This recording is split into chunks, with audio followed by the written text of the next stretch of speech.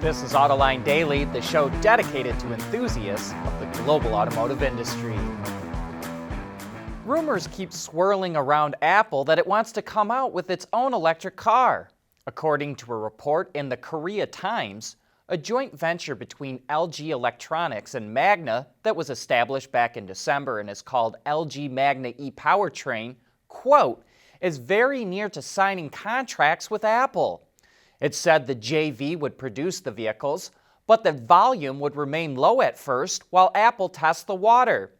There's been so much speculation around an Apple EV that we're taking this news with a grain of salt and waiting for something more concrete. Earlier this week, GM's autonomous unit Cruz signed a deal with Dubai to provide it with autonomous robotaxis starting in 2023. And now the self-driving startup says it's raised $2.75 billion in its latest funding round, which includes an additional investment from Walmart. Last year, the two companies partnered to test an autonomous delivery service in Arizona. Cruz is now valued at more than $30 billion. Hyundai revealed the all-new Santa Cruz pickup, and let's start from the ground up. It rides on a modified version of the Santa Fe platform and will come out of the same plant in Alabama.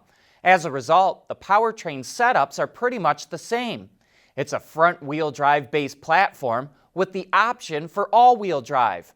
Power comes from two 2.5-liter engines. One is naturally aspirated and the other is turbocharged. But they put out roughly 190 and 275 horsepower respectively, and are both mated to an 8-speed automatic, but the turbo features a DCT. That's where the similarities end.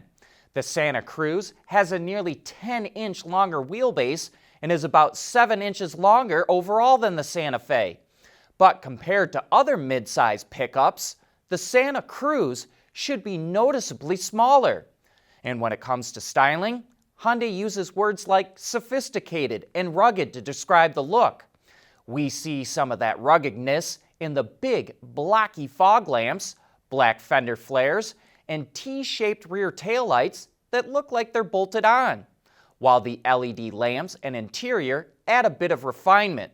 The interior seen here has the optional 10-inch infotainment screen and instrument cluster. Oh, and we can't forget that bed. It doesn't look like it opens to the interior like some people thought, and it is rather small. But Hyundai feels it's filling a hole in the segment. There's also a number of ways to extend the use of the bed, and it has a locking tonneau cover that slides over top. Hyundai is opening up the order books for the Santa Cruz later this month, and production starts in June. Automated and autonomous driving are important developments that help make the traffic of the future safer, more efficient, and more comfortable. We are ZF. The world is changing at an ever-increasing pace. No matter what the mode of transportation, there is always the need for an efficient propulsion system. And that's exactly what BorgWarner has been doing since the earliest days of the automotive industry. Mercedes officially presented the EQS to the world yesterday, which it claims will be the most sophisticated EV on the market. It's built on a dedicated BEV platform, which will be used for other full-size vehicles. 3 models were announced: the EQS 450 Plus, a rear-drive sedan with 245 kilowatts of power or 328 horsepower; the all-wheel drive EQS 580 with 2 motors that generates 385 kilowatts or 516 horsepower, and there's a performance version coming with 560 kilowatts or 750 horsepower. 2 battery packs are available, 80 kilowatt hours and 108 kilowatt hours. The bigger battery pack should deliver a WLTP driving range of 770 kilometers or 478 miles with the rear-drive EQS 450 Plus. And since the EQS uses the same electronic architecture as on the S-Class, it allows for over-the-air updates to the battery as well as many other systems on the car. There are a lot of cool features, including the driver's door opening automatically as you approach the car and closing when you press on the brake pedal, just like a Tesla Model X. We'll get into more details on this car next week. And sticking with EVs for a moment, China's most popular model, the Guang Mini EV, could see its lineup expanding. It's going to be showing off a new convertible concept at the Shanghai Auto Show. Exterior styling has been massaged slightly, and the interior features 2 large display screens merged into one unit. The rear seats were also removed to give the top a place to go when it's put down. We've seen conflicting reports about whether or not this vehicle will go into production, so I guess we'll just have to wait and see. And in other Chinese EV news, NIO opened its first second-generation battery swapping station. It partnered with Chinese oil and gas company Sinopec to open it at one of its locations in Beijing. The whole process is done automatically thanks to the swapping station's 239 sensors and 4 cloud computing systems.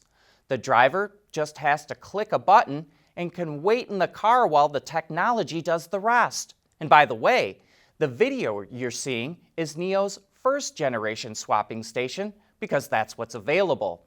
The station is capable of swapping 312 batteries per day, which means it will take a little more than 4.5 minutes per swap.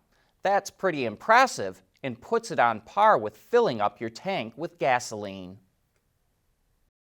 We want to know what drives your testing. OTA, connected car, diagnostics, remote testing. Intrepid Control Systems is here to help you work from anywhere. Intrepid Control Systems, driven by your data.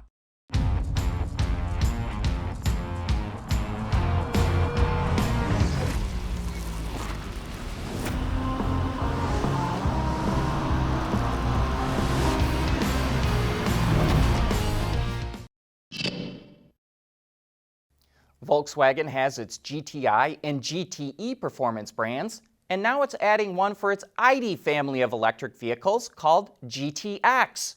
The models will feature a second electric motor on the front axle to improve traction and acceleration, and they'll have their own sporty styling cues and lighting signatures. That's about all we know for now, but Volkswagen will show off the first GTX model, an ID4, at the end of the month.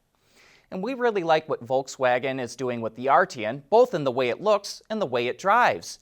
And an R-Line version just made its way through the Autoline garage, which is the performance version. But we came away feeling that the lower trim versions offer better value for the money. Like other Arteons, the R-Line is powered by a 2-liter turbo that produces 268 horsepower and 258 pound-feet of torque. That power is fed through an 8-speed automatic and into the all-wheel drive system. That makes the car perform admirably, though it is not exactly what you would call a performance sedan. Moreover, it's a thirsty little bugger, rated at only 24 miles to the gallon, which is the same as a Ford F-150 pickup with a 3.5-liter V6 in all-wheel drive. Worse, the Arteon's lane keeping assist feature will have you quickly paging through the owner's manual trying to figure out how to turn it off. It is truly annoying and adds a lot of imprecision to the steering. The R-Line is pricey too. The one we drove cost just over $48,000, which is a $12,000 markup from the base Arteon. Unfortunately, this passenger sedan is trying to compete in a market that is walking away from passenger sedans. So far this year, Volkswagen sold barely 1,000 Arteons in the US market, and those are the kinds of numbers you associate with endangered species. And here's an interesting story about how Renault developed its hybrid powertrain. It was around 2010 when engineers were tasked with coming up with something for the Megane and Clio that was simple and easy to make. One of those engineers, a guy by the name of Nicolas Framou, saw his son playing with Lego Technic kits and a light bulb went off. The pieces were close enough to something he had in mind and he could make a prototype.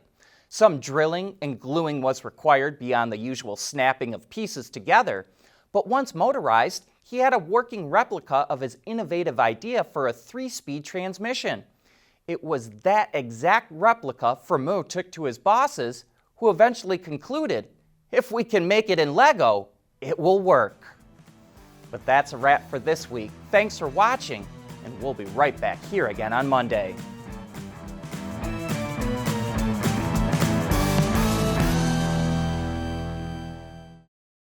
Autoline Daily is brought to you by Bridgestone, solutions for your journey. Intrepid Control Systems, over-the-air engineering, boost your game. Borg Warner, propulsion solutions that support a clean, energy-efficient world. And by ZF. ZF, driving intelligence for software-defined vehicles and transforming next-generation mobility.